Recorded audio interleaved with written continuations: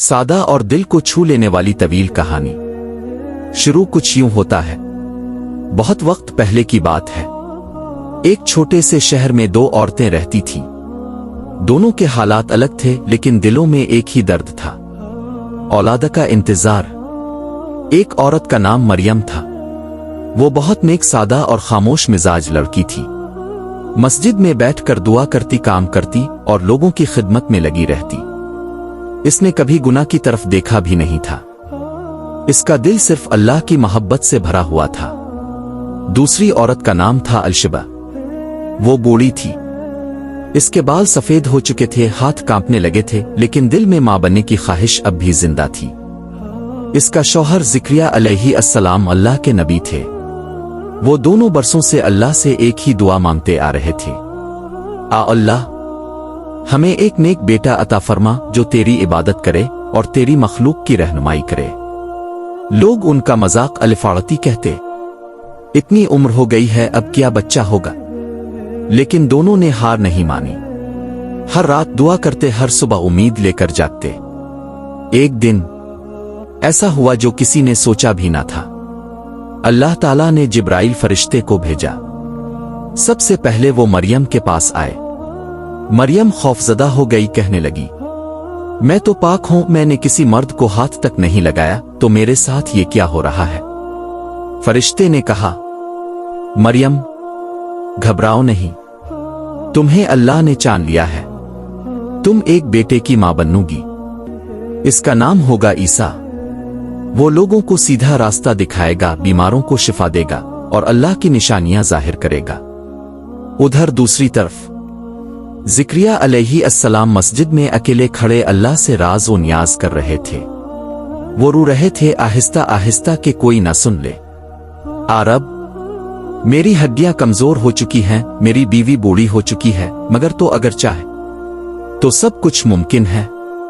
और अल्लाह ने जवाब दिया, ज़िक्रिया, हमने तुम्हारी दुआ सुन ली है। तुम्हें एक बेटा देंगे, इसका नाम होगा। जब ज़िक्रा ने यह बात अपनी बीवी अलशिबा को बताई, वो खामोश हो गई। आंखों से आंसू गिरने लगे। वो बोली, क्या वाकई मैं मां बनने वाली हूं। वक्त गुजरता गया। अब वो दोनों औरतें मरियम और अलशिबा हामिला थीं। एक जवान लड़की और एक बूढ़ी औरत। दोनों का पेट बढ़ रहा था, लेकिन दोनों के दिल में अल्लाह का शुक्र, सुकून और अजीब सा इत्मीनान था। फिर एक दिन मरियम अपनी अजीजा अलशिबा से मिलने गई। दरवाजा खुला, सूरज की रोशनी अंदर आई। दोनों आमने सामने खड़ी हो गई। अलशिबा ने मरियम का हाथ थामा और मुस्कुरा कर कहा, मरियम, तुम बहुत खास हो। जब तुम मेरे पास आए तो मेरे बच्चे ने मेरे पेट में हरकत की, जैसे इसने पहचान लिया हो कि तुम्हारे पेट में कौन है। मरियम ने नजरें झुकाकर कहा, यह सब अल्लाह का करम है, मैं तो कुछ भी नहीं। वक्त आया और मोजिज़ा हुआ। अलशिबा के यहाँ एक बेटा पैदा हुआ, जिसका नाम रखा गया अलैहिस्सलाम। वो बचपन से ही नेक, इबादत गुजार और सच बोलने वाला था। मरियम ने भी एक दिन बियाबान में तन्हा बगैर किसी के साथ के बेटे को जन्म दिया, जिसका नाम रखा गया ईसा अलैहिस्सलाम। जब लोग मरियम पर इल्जाम लगाने लगे कि ये बच्चा कहां से आया, तो असा ने गहवारे में बोलकर कहा, मैं अल्लाह का बंदा हूं। इसने मुझे किताब दी है और नबी बनाया है। सब लोग दंग रह गए। एक शेर खार बच्चा बात कर रहा था। यह सिर्फ अल्लाह की कुदरत थी। आखिरी मंजर, मरियम और अलशिबा अब एक ही जगह बैठी थी। दोनों के हाथ में उनके बच्चे थे।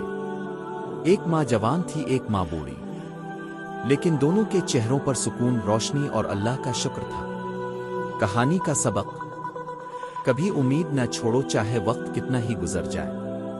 अगर दिल में यकीन हो तो अल्लाह देर करता है, मगर बेइंसाफी नहीं। अल्लाह जिसे चाहे जैसे चाहे नवाज सकता है।